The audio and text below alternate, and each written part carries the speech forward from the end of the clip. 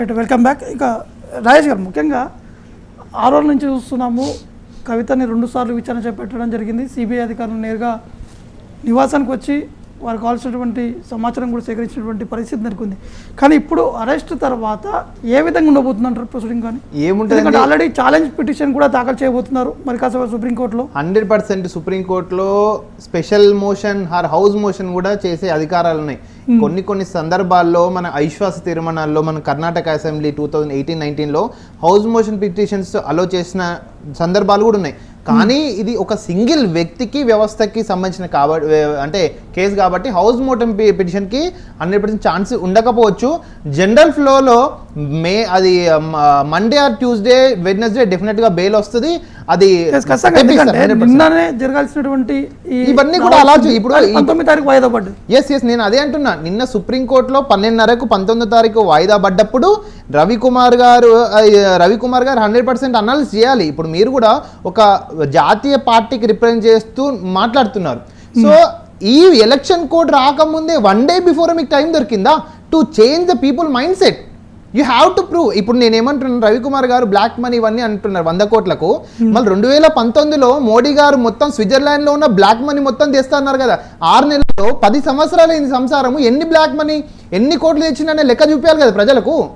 ఇప్పుడు ఇంకొకటి, enforcement directorate ఈ అంటే మనీ జప్తు విషయం ఇందాక మాట్లాడారు కదా సార్. ఎన్ని వేల కోట్లు జప్తు చేసిండ్రు? సెంథిల్ బాలా నుంచి ఎంత చేసిండ్రు? డికే శివకుమార్ నుంచి ఎంత చేసిండ్రు?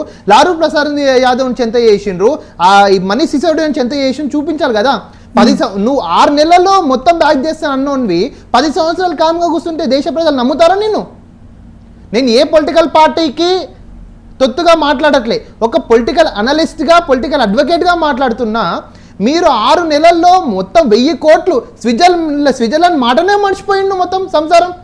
అంటే 6 నెలల్లో మొత్తం అంత బ్లాక్ మనీ ఎన్ని లక్షల కోట్లు తెచ్చారో దేశ ప్రజలకి. నిన్న మోడీ లెటర్ రాసినవే దేశ ప్రజలకి, అంటే ఎగ్జిట్ లెటర్ రాసినావు నువ్వు దేశ ప్రజలకి. నన్ను ఇలా చూసుకున్నారు, ఆ స్కీములు పెట్టినాం, ఈ స్కామ్లకు మేము రియాక్ట్ అయినామని. దేశ ప్రజలకు 2013లో నువ్వు ఎన్ని లక్షల కోట్లను రిటర్న్ చేస్తున్నావో అవి మెన్షన్ చేయాలి కదా దేశ ప్రజలకు.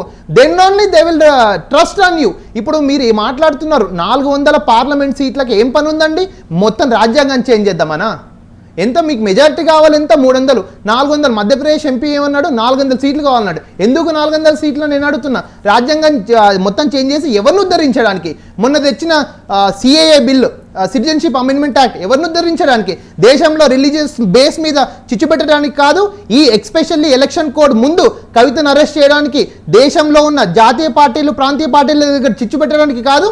మీరు ఓట్ల రాజకీయం చేయట్లేదు. ఇప్పుడు నిన్న జరిగిన కవిత అరెస్ట్తో నిజంగా గుండెల మీద చేసుకొని చెప్పండి. నిజంగా మీ అదేంటిది మీ బీజేపీ రాజకీయాలు మీరు నేర్పించిన పాఠాలు సీనియర్స్ ఉంటారు కదా ఎవరెవరో, వాళ్ళ మీద ప్రమాణం వేసి చెప్పండి. దేశ రాజకీయాల్లో నిన్న సంచలనం సృష్టించడానికి ఓట్ల బెనిఫిట్ కోసమే తెలంగాణలో అమిత్ షా 12 సీట్లు గెలవడానికి కవిత అరెస్ట్ చేయలేదా? రవి గారు ఏం చెప్తారండి? మన నరేష్